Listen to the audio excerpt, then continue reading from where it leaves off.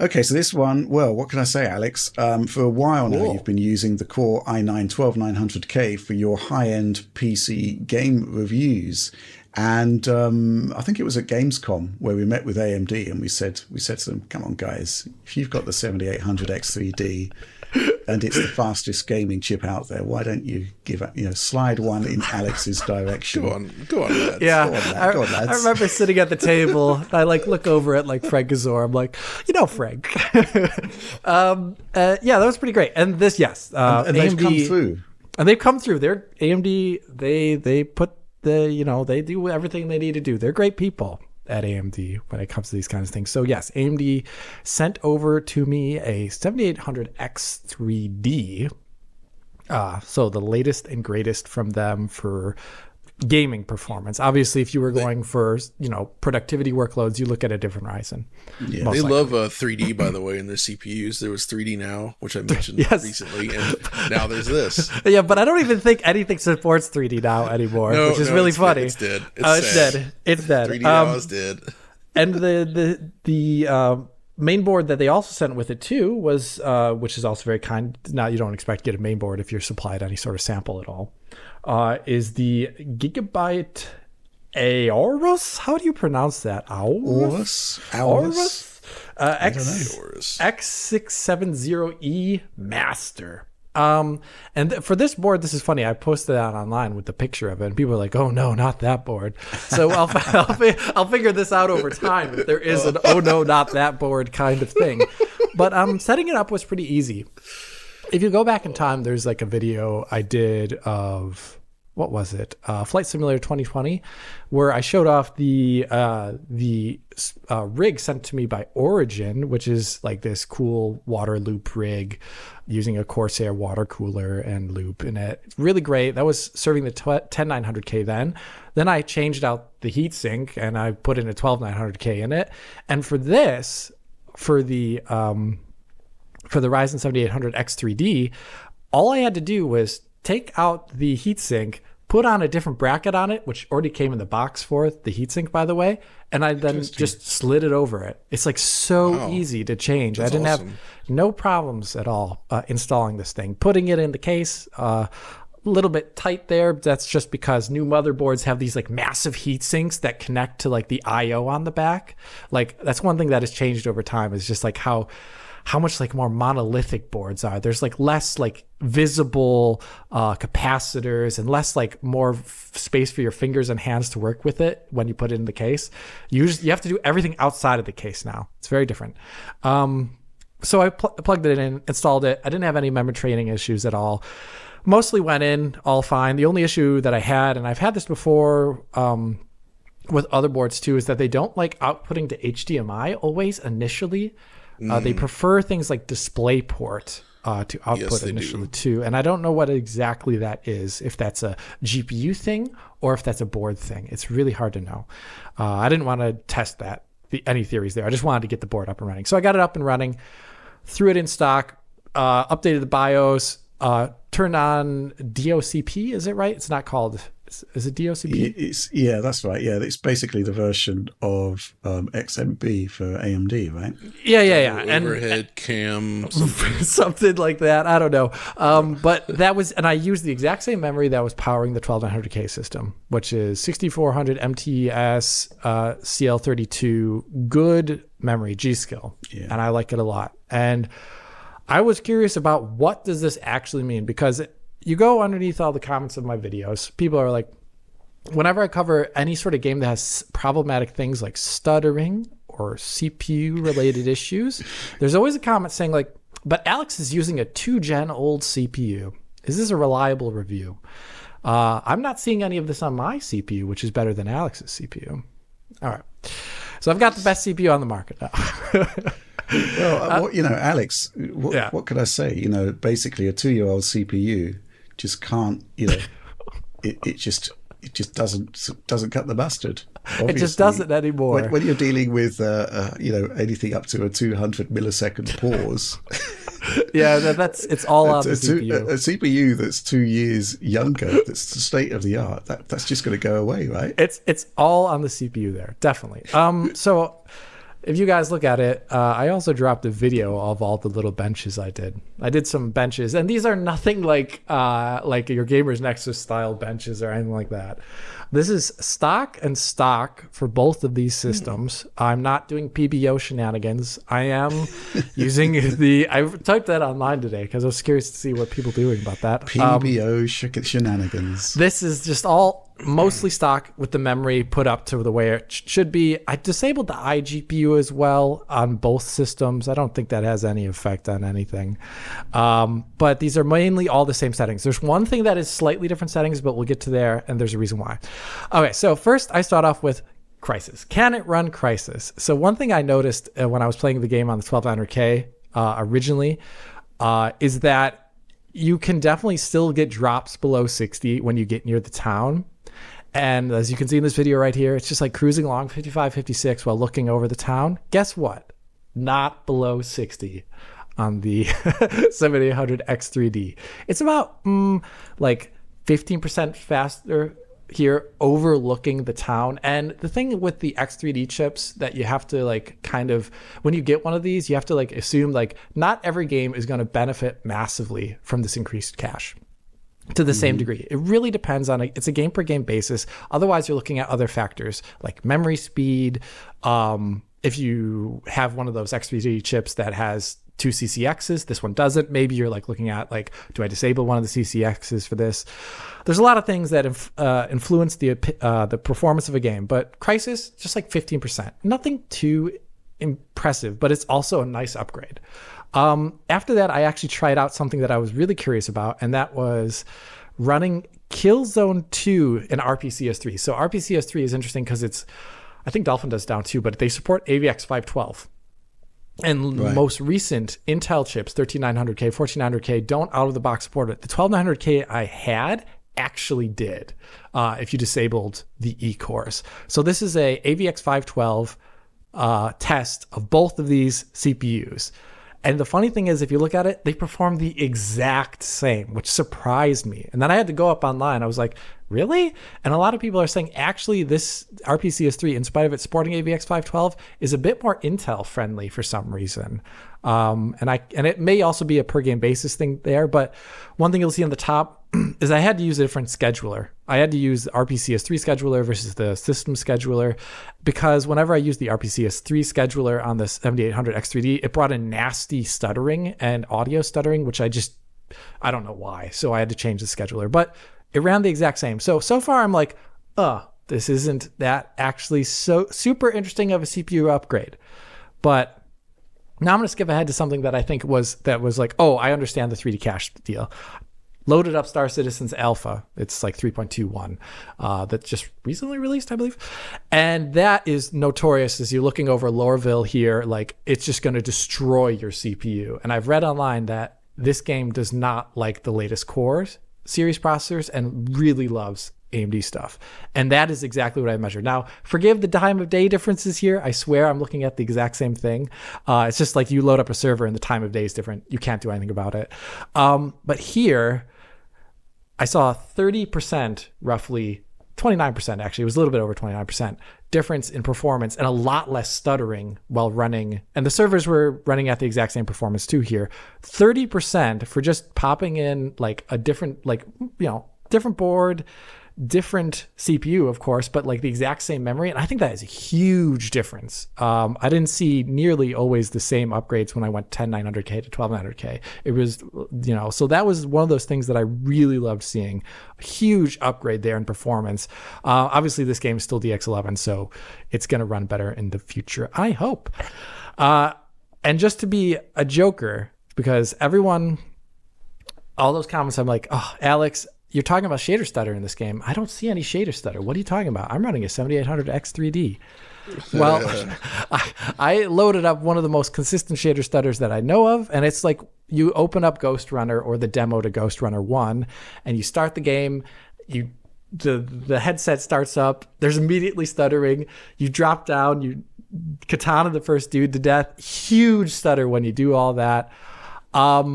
The thing you'll notice here is I'm running VSync because I want those stutters to show up a bit better and like look visually very distracting. So what you'll see is that the stutters are the exact same, more or less, between the 12900K and the 7800X3D. So that means, once again, like I've said and posited in all my videos, regardless of how good your CPU is, you're still going to see shader comp stutters. And interestingly here, you can see that the length is more or less the exact same too.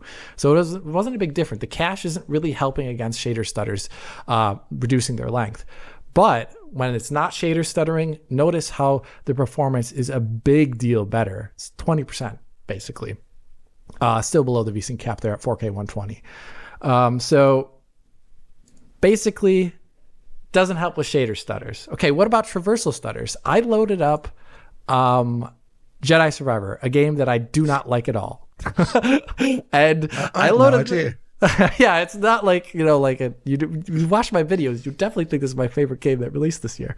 On average, higher 15% performance when you see them running side by side. And you can see it in the average frame rate numbers. But if you look at the frame time graph, more or less all the stutters are there. And this is a combination of shader compilation stutters and as the usual traversal stutters when you just run through the Kobo area.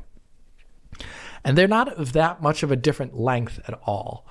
So the thing that I kind of take away from this and Ghost Runner is that really it doesn't matter how good your CPU is. Shader compilation stutters are still there. You're going to have to wait for much higher CPU speeds and IPC performance to see larger differences over time. So we're talking about like 5-10 years from now to actually see these big differences. The solution needs to be on the software side. Yeah, exactly. You can't solve these things. Another game that I was really interested in was Baldur's Gate 3, the third chapter in it.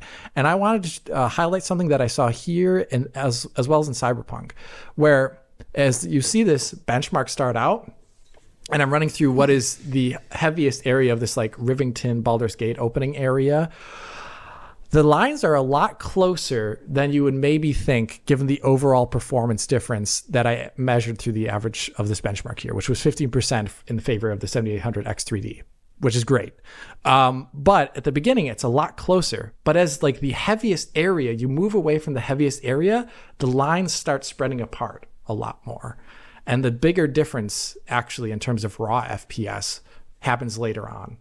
That's a bit of a percentage wonkiness there, but also the difference in terms of milliseconds is also growing towards the end of this benchmark, which I think is very interesting. And it shows that whatever the thing that is limiting performance, it is more similar across these CPUs than it is later on in the bench when that thing, whatever it is not limiting performance. And I saw the exact same thing in Cyberpunk 2077. Running that bench through, the heaviest areas of the bench had more similar performance than the areas where they're just like cruising along the highway, for example. And when we see those bars split apart again, the lines split apart on the frame time graph and as well on the frame rate graph. And Cyberpunk 2077, once again, around a 14% performance uplift versus the 12900K I added in there. I guess my overall experience here with it is only positive, zero negative aspects to loading up the 7800X3D. It was not like a terror or anything like that. It was actually a super easy install. Loved it. I really do like now that there aren't any pins on the processor itself. So good, way different than my AMD experiences of the past. I really, really loved that. In terms of performance over the 1200K, it's a little bit variable, but it was pretty much always better, which is exactly what I was looking for. I think I would have seen bigger gains if I had different memory kits lying around. And for example, like I had been playing the 1200K with like a 5200 megahertz kit, or I see a lot of bench water on it. And I want to drop some water on it. I definitely would have seen some differences there. Basically, I think I went into it with a good enough 12900K due to the memory setup that was already in there. And so I see less gains versus when I throw in the X3D here.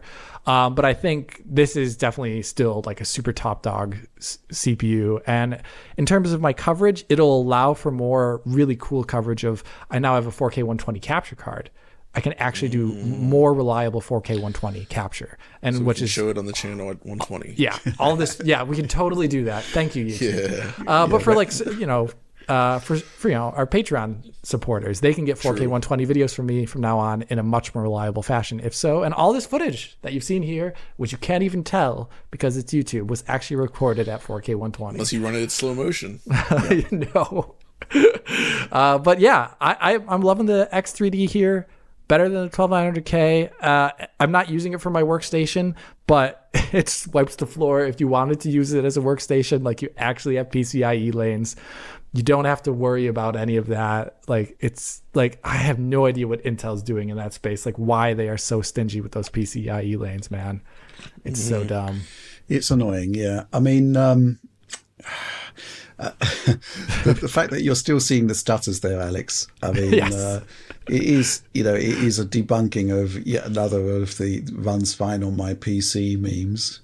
It is that we have. There's a lot of them that there's kind of like perceived internet wisdom, which you just apply the basic rules of common sense to it. It just makes no sense whatsoever. Basically, if you've got let's say you've got a 150 millisecond stutter on a 12900K. What is a shader compilation stutter doing? It's compiling a shader. It's an entirely CPU based task. So the size of that stutter is going to be essentially related to your clock speed and the capabilities of the architecture. But the point is, it's not going to go away. Right? No. It's not going to. You're not going to get a stutter-free experience just because you've bought this particular CPU. The other one, which I find really funny, which comes up a lot, is the fact that FSR might present differently on a NVIDIA GPU than it would on an AMD one. It's a compute shader. It's maths.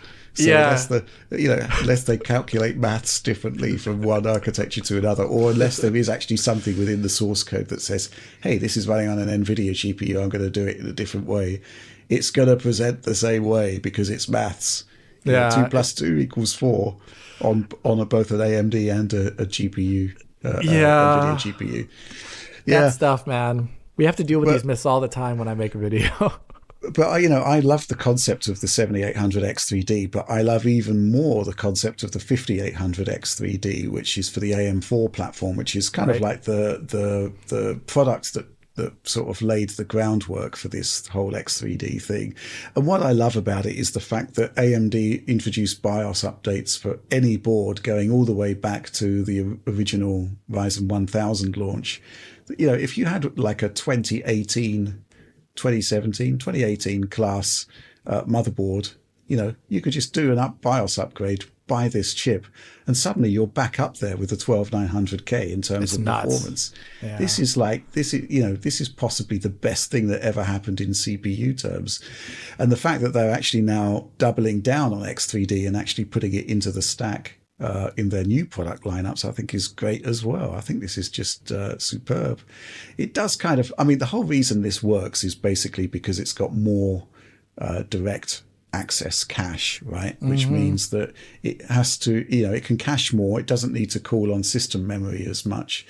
But that does kind of, for every one of these games where you're seeing a 20 to 30% increase, you kind of can't help but think, well, what if that actually optimize the CPU path a bit more there, to fit within existing cache structures.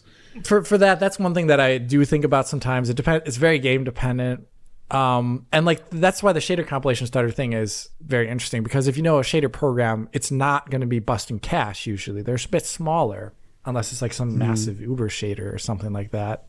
But even then, you wouldn't be doing that in real time. Like no one would be doing JIT with that. So it makes sense. The areas where it does have the bigger upgrades tend to be those games where, that's why I'm not doing a Gamers Nexus here. I'm not doing a hub, spread of benchmarks. I don't have CSGO here, CS2 here, or Dota 2 or anything like that. Like those games where you might see these larger, huge differences. And even in here, there's a couple ones that I know, for some reason, scale really well on Intel. Like Cyberpunk is just like one of those few games that actually is okay with E-cores being in your system. It doesn't tank. I didn't do Lords of the Fallen here, for example, which runs worse with E-cores on. I didn't do anything like that. This is just it happened to run that way. I think if I had a larger spread of games here, we would see a bigger difference. But that's the thing when you get one of these X3D chips. It's going to be better overall, usually, but it won't always be so mind-bendingly better. And that's the one thing that we'll just see when I do more reviews over time, how it pans out. I think the other thing about your commentary on the various games here is that you just demonstrate how hard it is to properly review a CPU, because the CPU has so many different tasks to do within any given game, within any given time slice of any given game, that the results can vary dramatically. And the differentials between CPUs could also vary dramatically. I mean, the shader compilation thing is probably the most exaggerated point there, where, it doesn't really matter how much better this CPU is, you're still going to have a crap experience with this game. Yeah, that's the one thing here. Like, just saying the percentage numbers isn't really very valuable to anyone, in spite of this being an interesting scientific thing to go through. But like, how it's more about like which one helps you get your performance target more, and that's usually up to your monitor's refresh rate for a lot of people. And in this case, for example, like very specifically in Ghost Runner, Crysis Remastered, a little bit in Cyberpunk, and a little bit in BG3, like it is getting it closer to that 4K 120 that I could otherwise not be getting because the CPU is better. But it isn't like I'm immediately hitting the refresh rate now as a result of this new CPU. It's like, it's better, but it's not a generational difference, but it's really good.